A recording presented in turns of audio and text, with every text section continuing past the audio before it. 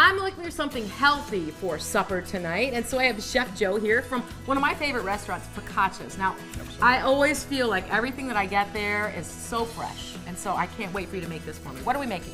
So we're gonna make, it's a play on a Hasselback potato. Usually fan out potatoes and stuff it with a bunch of stuff. We're gonna take a heirloom tomato.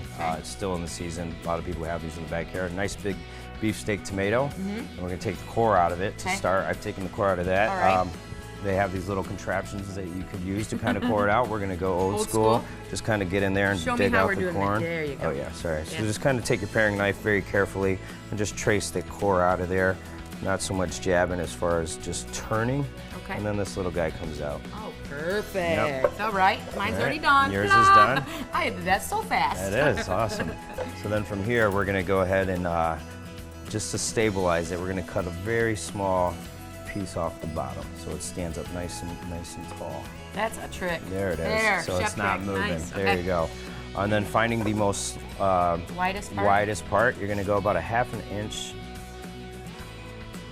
Make about 4 or 5 slices, but not all the way down. We're gonna leave them a little fanned out like that. Just maybe a few more incisions there. Are we surgeons? Here we are. It's very precise into what we're doing. I see. And then just turn it, kind of go the other way. Okay. I'm learning all these chef tricks.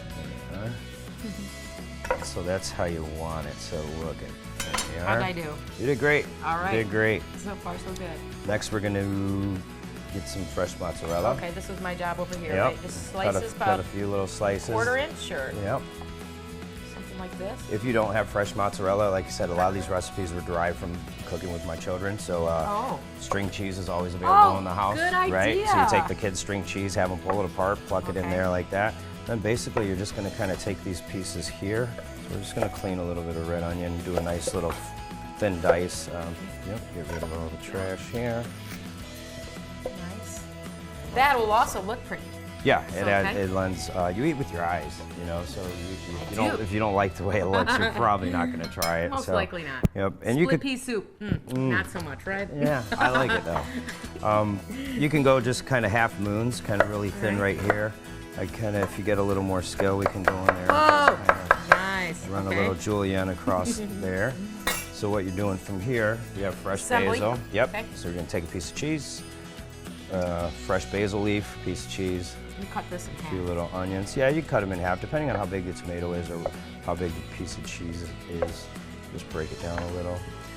Smells good. Yeah, and you're just gonna open it up and plug it in, and kind of alternate every other one. So I love a caprese salad anyway. So this is all a play on the same thing. With the basil, the mozzarella. And it's definitely a knife and fork type ordeal, just because you're gonna have to get in and cut it all. Do you always want this cold? So you could treat this as a side dish and bake it. Once you get to this point, you would bake it. The cheese would get nice and gooey and melting, and however, the basil would turn brown. So I'll show you a little trick after, if we were to bake it. Just chop some fresh basil on and sprinkle it over once it's all said and done. So maybe just 3 of these guys is enough. The rest I don't have to put one in each of the crevice? Yeah, I mean, you definitely can. If you're making it for yourself, you can go as much or as little. Lots of cheese, absolutely. I think my littles would love to do this. Yeah, absolutely. They like anything with assembly and color. And then the pride of doing it themselves, even though they may not like tomatoes. Yep. So then from here, we're going to drizzle just a little bit of Oh, wait, you want to put it on a plate first? Yeah, okay. well, this is our serving. Put it on a fancy plate. Put it on our fancy schmancy plate. Yeah, chef it up for me. There we go. How many calories? Less than 500. I bet we're even closer to 250. Yes. Like I said, depending on the cheese quantity you put in there, but I mean, it's just fresh. A lot of fresh. Yep. So we'll put the oil on, extra virgin olive oil. That's going to help some of the salt and pepper stick. Okay. Looks good. And then a balsamic drizzle reduction. You can buy this in the stores. You can make it. If you bought the vinegar, you just kind of boil it down, for quite some time, and then just kind of. You guys, you've taught me that I need this as a staple in my refrigerator. The balsamic. The balsamic reduction.